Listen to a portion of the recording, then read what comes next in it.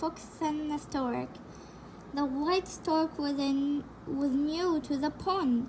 She had just moved into a nest nearby and wanted to make some friends.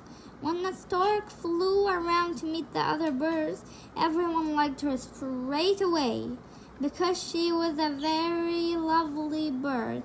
She was graceful and elegant, but also friendly and trusting. "We'll be your friend, stork," said Flamingo on her own.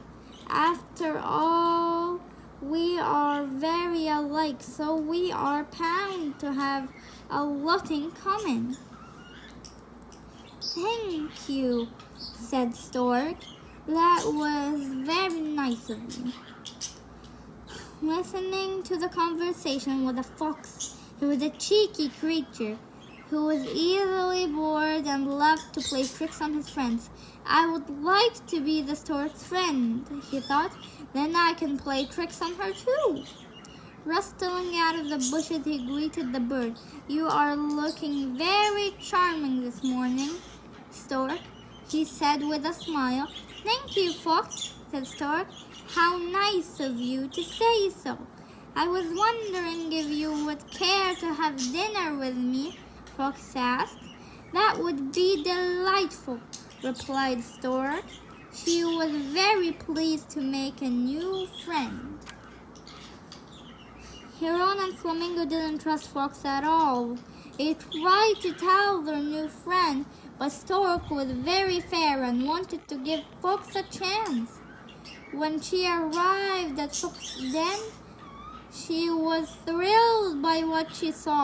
Fox had decorated the table with branches of wild flowers and berries from the woods, and it was laid with 2 white bowls in the middle. A candle burnt with a cheerful yellow flame. "This is lovely, Fox," said Stork. She was fluttered that the fox had tried so hard to please her. "Heron and Flamingo must be wrong about Fox," thought Stork to herself, as Fox led her to the table and held out her chair for her. "He has such nice manners. He can't possibly be as cheeky as they said." At that moment, Fox brought out a pot of hot steaming soap and set it on the table between them. "Would you care for some soup?" he asked, wiping out a ladle and looking at Stork. "The soup smelled so delicious, Stork couldn't wait to try it. I would very much like to have some soup," she replied. Fox poured the soup into the bowl. "Please start," he said politely. Stork listened and leaned forward to drink, but the white bowl was so shallow, her long beak hit the bottom with a clack. At the other end of the table, Fox grinned to himself. "I'm sorry," said the stork, and she tried again, but the same thing happened. "Are you having trouble?" asked Fox with a slight twinkle in his eyes as she leaned forward and lapped up the soup bowl with his ease. "It is impossible for me to drink out of this bowl," the embarrassed stork. "Then I shall have to drink yours as well," said Fox with a grin. When Stork returned home, she realized that the fox had played a trick on her. Poor Stork's empty tummy rumbled and grumbled. She was still hungry, having eaten barely anything of the soup Fox had made. Flamingo and Heron were right. After all, she thought, he's a very sneaky, cheeky little fox. I shall have to teach him a lesson. So that night Stork thought up a trick of her own to play on Fox. The next time she saw him, she asked Fox if he would like to have dinner together, this time at her nest. Fox was very pleased. She must have forgiven my little joke, he thought to himself.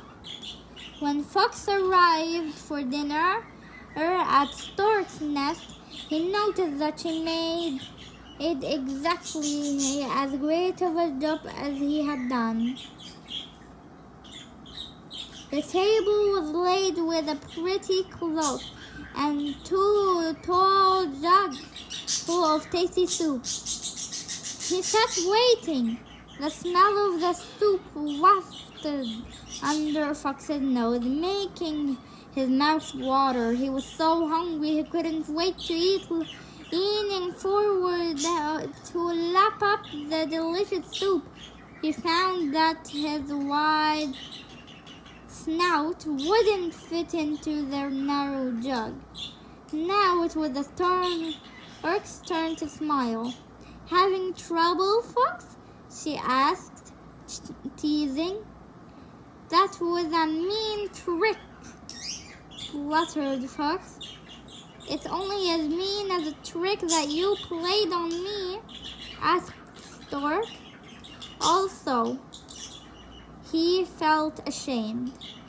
Fox had to agree that Stork was right. As she started to giggle, Stork said, "You must admit it was a funny trick." Fox started to giggle too, and soon they were both in fits of giggles. With that, Stork got Fox a bowl that he could eat out of and said, "I wanted to teach you a lesson. If we are to be friends, then I have to be sure that you won't play tricks on me anymore. From now on, you will be able to trust me," said Fox. I promise." The pair enjoyed the rest of to be friends. "Then I have to be sure you won't play tricks." The story is always treat others as you wish to be treated yourself. The end. The story is always treat others as you wish to be treated yourself. The end.